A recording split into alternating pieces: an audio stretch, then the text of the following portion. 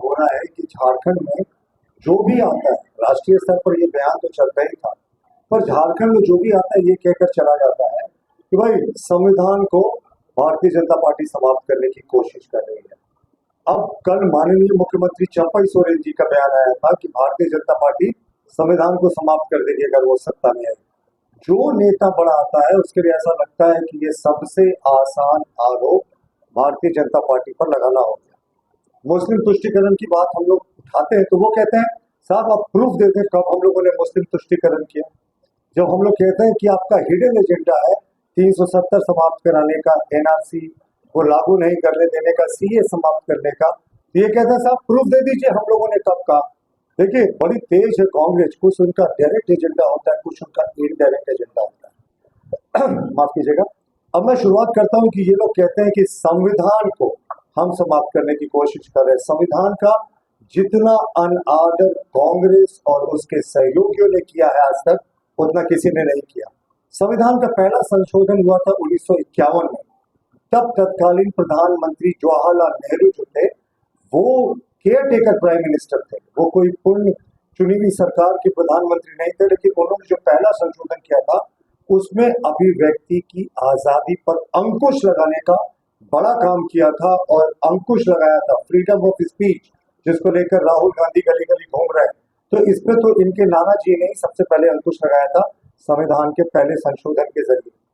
उसके बाद चलते हैं, जिस समय राजनारायण का मामला आया था, बहुचर्चित मामला था, इंदिरा गांधी ने 1975 में राजनारायण केस में जजमेंट आने में, राजनारायण वर्सेस उत्तर प्रदेश गवर्नमेंट, जिस समय उनकी सदस्यता चली गई थी तो उन्होंने संविधान को ही सस्पेंड कर दिया।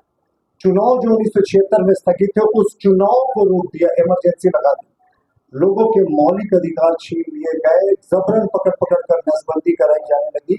मीसा कानून के तहत जो विपक्ष के तमाम बड़े नेता थे उनको जेलों में ठूस दिया गया, उसमें बेल का भी प्रावधान नहीं था। तो ये होता है संविधान बदलने का प्रयास करना। इंदिरा गांधी ने 1976 में 42वां संशोधन कॉन्स्टिट्यूशन का इंट्रोड्यूस किया था, जिसे मिनी कॉन्स्टिट्यूशन कहते हैं, यानी 20% संविधान को उन्होंने 42वें संशोधन से बदल दिया था। बाद में सुप्रीम कोर्ट ने Minerva versus union of India case में अधिकांश जो इसके ऑब्जेक्शनेबल क्लॉजेस थे उसको स्ट्राइक डाउन कर दिया, लेकिन ये फिर भी आरोप लगाएंगे कि हम संविधान के साथ छेड़छाड़ करते हैं। 1985 में बहुचर्चित शाहबानो का जजमेंट आया, जिसमें तत्कालीन राजीव गांधी की सरकार बहुत बौखला गई। एक मुस्लिम महिला को अधिकार देने का जजमेंट था, एक बुजुर्ग मुस्लिम महिला को, लेकिन राजीव गांधी ने संविधान की बेसिक स्पिरिट के खिलाफ जाते हुए इस जजमेंट को ही बदल दिया, लोकसभा और राज्यसभा से पारित कराकर। तो संविधान की हमें ये जो नसीहत देते हैं, एक बार अपने गिरबान में झांकें। प्रेस की स्वतंत्रता, जो संविधान का एक मूल उद्देश्य है कि प्रेस स्वतंत्र है, चौथे स्तंभ की संज्ञा दी गई है।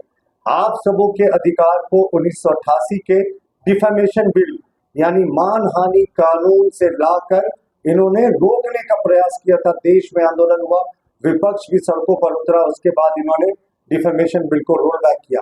जो संविधान की मूल भावना जो है प्रेस की स्वतंत्रता, उसके खिलाफ था। उसके बाद आते हैं हालिया नजरिए में 2023 में संविधान की कोख से जन्मे सदन की चुनी गई कैबिनेट के पास किए गए ऑर्डिनेंस को सितंबर 2013 में शहजादे राहुल गांधी ने सार्वजनिक रूप से फाड़कर संविधान का अपमान किया था।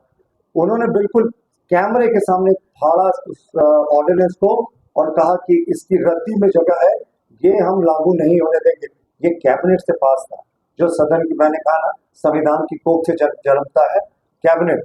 तो ये जितनी बड़ी बड़ी बात की हमें दुहाई देते हैं, एक बार अपने गिरबान में झांक लें। इन्होंने धारा 356 का प्रयोग करके चुनी हुई सरकारों को 100 से ज्यादा बार डिसमिस किया है। 70 बार से ज्यादा तो सिर्फ इंदिरा गांधी के शासनकाल में चुनी हुई राज्य सरकारों को डिसमिस किया गया है। क्या ये संविधान की मूल भावना के विपरीत नहीं है?